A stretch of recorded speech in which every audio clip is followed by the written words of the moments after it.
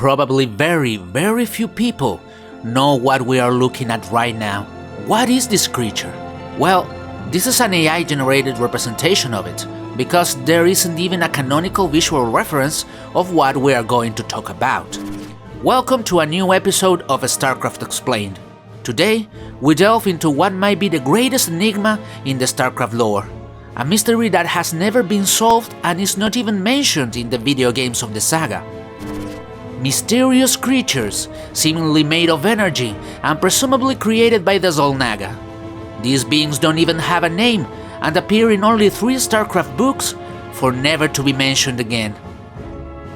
Who or what are these creatures? Why were they created by the xel'naga? Today, we are trying to unravel this enigma with some theories, so I believe this episode will contain some crazy stuff.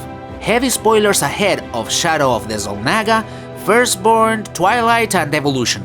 Let's begin.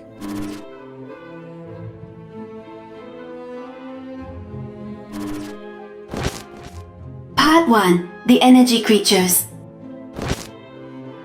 Let's start by explaining what we're talking about, because many people may have no idea about these beings.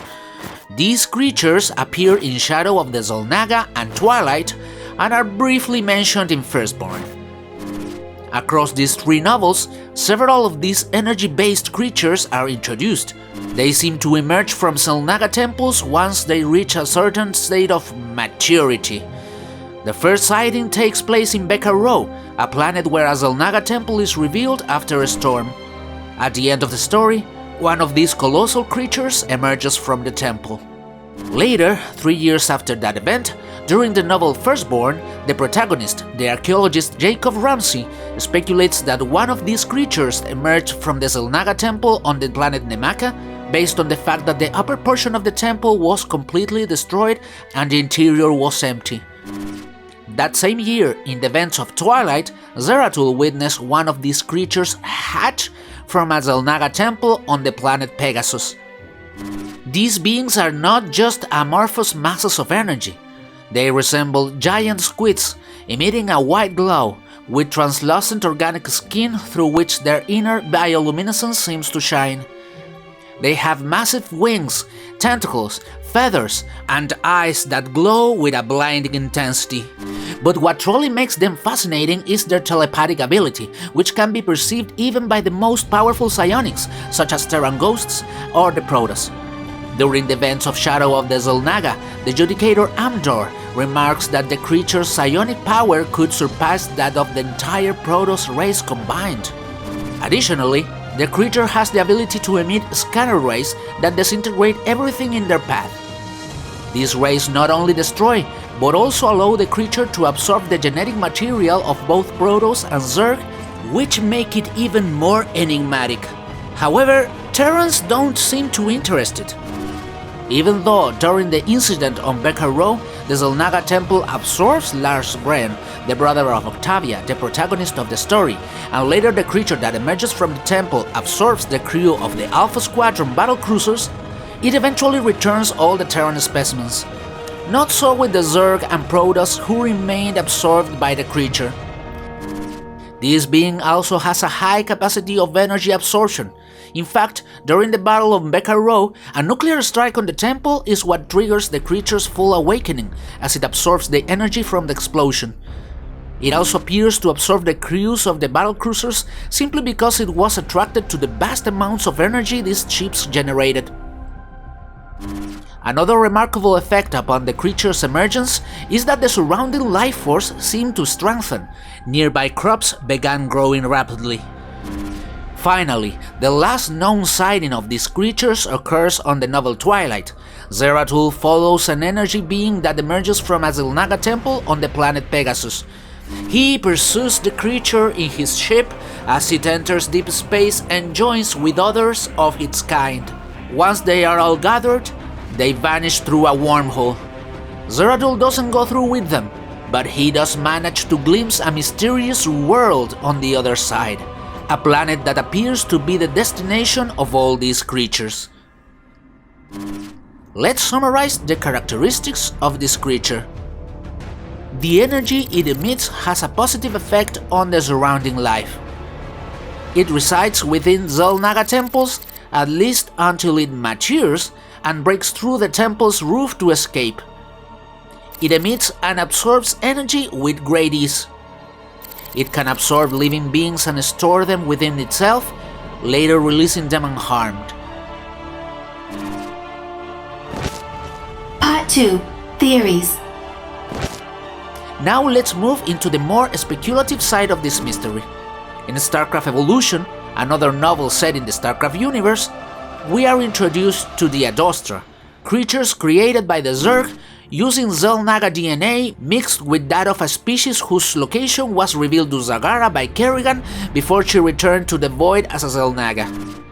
The Adostra are small creatures that live inside pots and, while asleep, radiate life energy that promotes vegetation growth and strengthens their surrounding life. This behavior is very similar to that of the energy creature from Breaker Row. This raises the question, what if Kerrigan knew of that species because the xel'naga had used it to create the temple creatures? It is possible that both types of creatures share the same purpose, to radiate life and seed the galaxy with new forms of life, because they are based on the same original species? Let's not forget that the xel'naga were responsible for the creation of all life in the galaxy, and Kerrigan couldn't have known the location of those beings out of nowhere. It makes sense that this knowledge was passed on to her, and that she repurposed it so Zagara could create these life-giving creatures. Moreover, considering that the Adostra are small and live inside pots, perhaps that's what the larval stage of the energy creatures look like, developing further only because they were housed within a xel'naga temple. This is never stated by Timothy Zahn in Evolution. In fact, the energy creatures are never mentioned at all. But the parallel is quite obvious, and his writing was clearly influenced by the events in the earlier novels. As for the creature's preference of absorbing Protoss and Zerg, it's likely that the purpose of the energy beings is to seek out and classify the new life forms that emerge in the Milky Way, absorbing those that possesses purity of form or purity of essence. As we know, the xel'naga require the fusion of two species with those traits to produce their offspring. Interestingly, in Shadow of the xel'naga, the energy creature absorbs Terrans, Protoss, and Zerg, but only releases the Terrans, who lack these purities. And while it's never stated outright, it's fairly easy to deduce that the Protoss and Zerg are retained because they possess the purity of form and essence the xel'naga were seeking. But of course, this is still just a theory, and a rather strange one at that, considering that the xel'naga's original plan was something else entirely, to wait for the right races to find the pieces of the keystone, assemble it, and be led by it to Ulnar. Part 3. The Wormhole. Zeradul's arc of following these creatures was presumably meant to be concluded in StarCraft 2, but it was never completed. Clearly, the planet Zeradul glimpses through the wormhole was intended to be Ulnar. In Legacy of the Void, the writers decided that Ulnar would be a planet-sized artificial structure. However, in Wings of Liberty, it was originally depicted as the xel'naga homeworld, a planet like any other. In fact, in the mission in Utter Darkness, where the Overmind shares with Zeradul a vision of the last Protoss making a final stand against Amon's hybrids, it describes the planet as a distant, shadowed world. Yet in Wings of Liberty Strategy Guide, that planet is identified as Ulnar, the xel'naga homeworld. This changes the perception of what Zeradul saw in the wormhole. It might have been Ulnar or perhaps something else entirely. But with the later changes to the storyline, this mystery was left unanswered. Conclusions. The mystery behind these energy creatures remains one of the greatest enigmas in the StarCraft lore.